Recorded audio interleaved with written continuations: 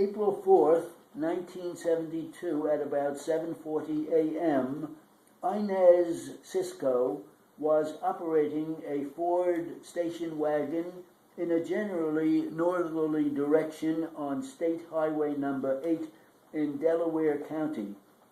A light snow was falling and there was an accumulation of wet snow and ice on the highway. Route 8 is a two-lane, winding macadam highway and was signed for 30 miles per hour and was level in the area of the accident. Mrs.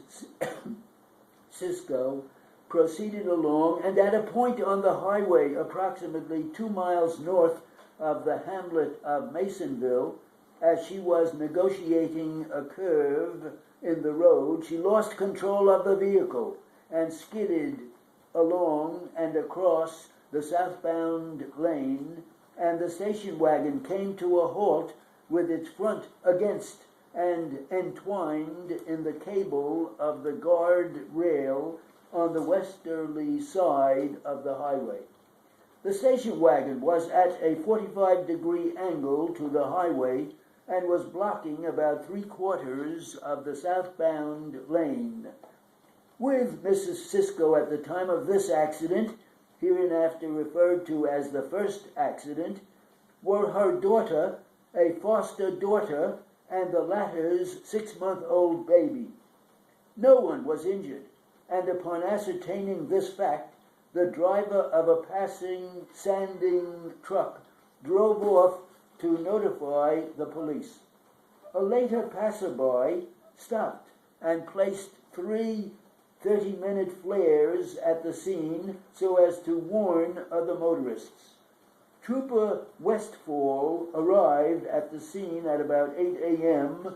and invited the Ciscos to his unmarked troop car to protect them from the weather and to obtain information for his accident report. The troop car was parked on the shoulder of the southbound lane, some distance northerly of the Cisco vehicle.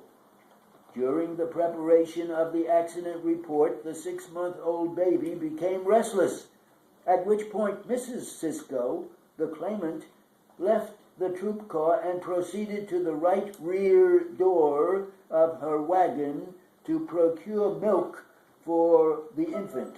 Unable to find the bottle, she then proceeded out into the highway and to the rear of the station wagon and opened the tailgate to continue her search.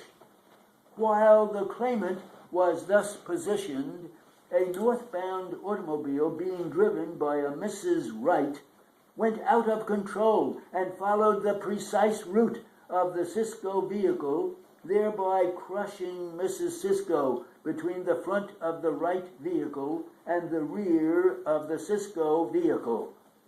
This accident, hereinafter referred to as the second accident, while miraculously not causing her death, resulted in very severe and serious injuries to Mrs. Cisco.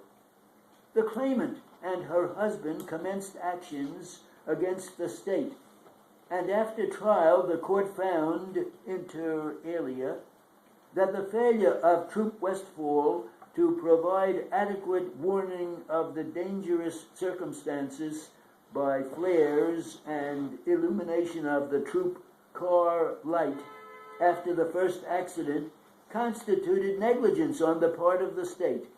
The court found that Mrs. Wright was guilty of negligence, which was a proximate cause of the second accident, and also determined that Mrs. Cisco was guilty of contributory negligence and dismissed her claim, and of course the claim of her husband.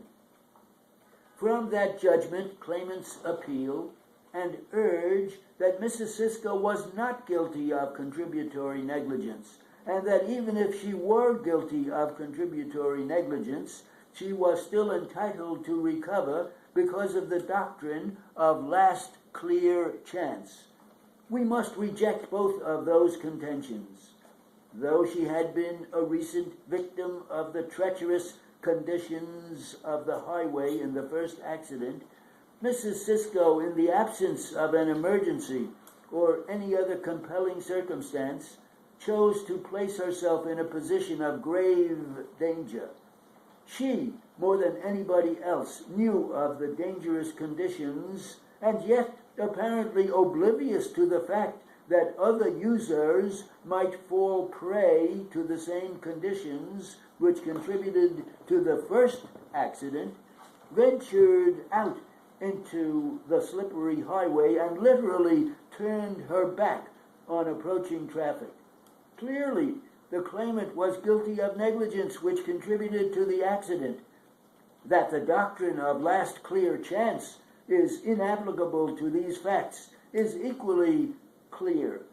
That doctrine will apply only when the circumstances were such that the defendant, in the present exercise of reasonable care, should have realized the danger involved in the situation.